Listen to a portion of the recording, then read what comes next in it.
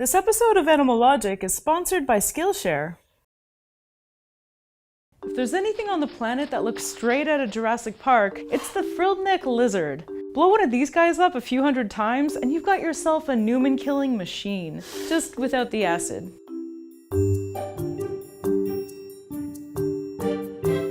Hi, I'm Danielle Defoe and you're watching Animal Logic. Fortunately for us, unlike Steven Spielberg's imagining of Dilophosaurus, Frilled Necked Lizards are A, quite small, and B, don't shoot acid. That said, they're still absolutely amazing. Frilled Necked Lizards, or Chlamydosaurus kingii, are a species of lizard found in the tropical savannas of northern Australia and southern New Guinea.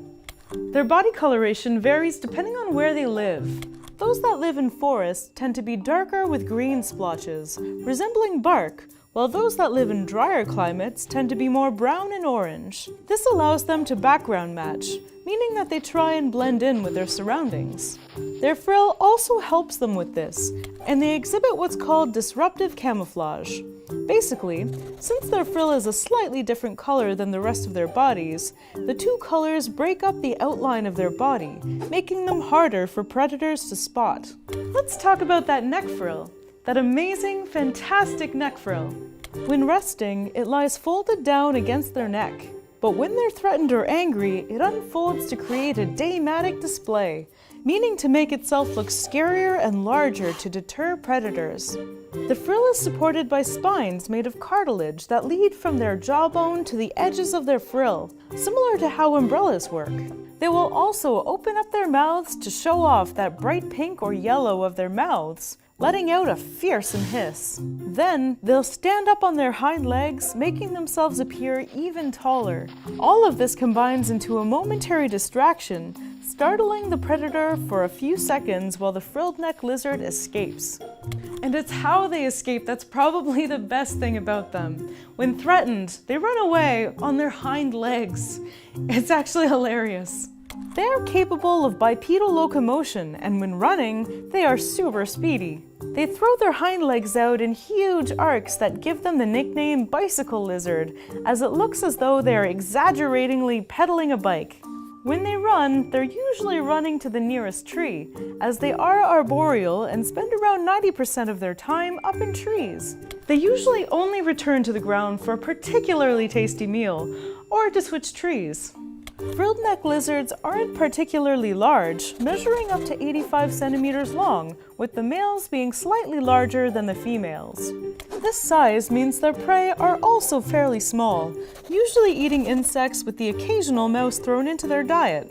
In the wet season, when food is abundant, they gorge themselves on termites and ants.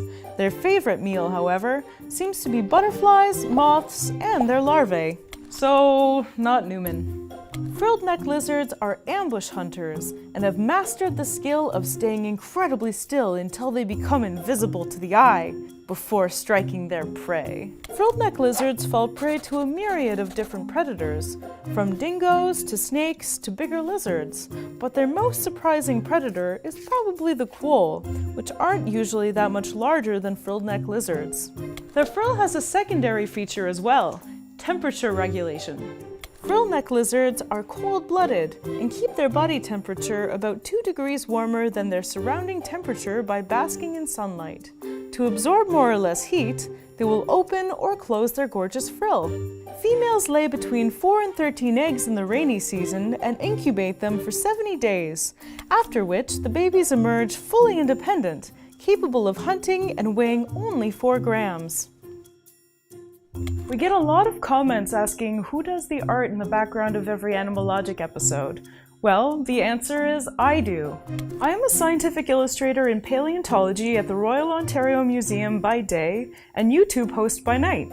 So if you ever visit the ROM, many of the illustrations of the dinosaurs there were actually done by me. I've been illustrating professionally for about 6 years now, and as a passion, drawing is definitely among my first memories.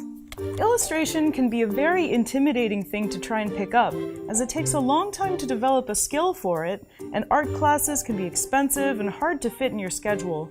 That's why I'm really excited to have discovered Skillshare, who, by the way, sponsored this episode. Skillshare is an online learning community that has thousands of different courses in everything from video editing to web development to illustration. Skillshare allows you to learn on your own schedule. There are no classes to attend, and you can progress through the courses at your own pace. Even though I illustrate professionally, I found this site to be incredibly useful, because there's no point in life where you should ever stop learning.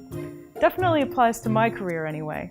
I spend so much time drawing wildlife that sometimes I get pretty rusty at drawing yours truly, humans. To brush up on that when needed, I found the site to be incredibly useful.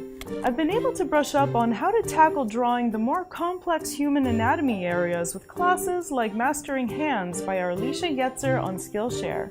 Skillshare's premium feature gives you unlimited access to super high-quality classes taught by experts in their chosen fields, so you can discover new talents, hone your skills, or just learn something new for fun.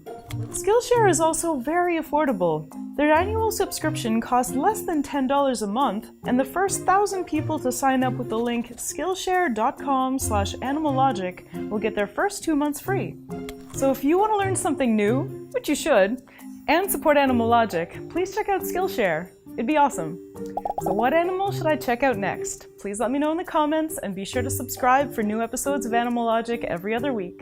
Thanks for watching!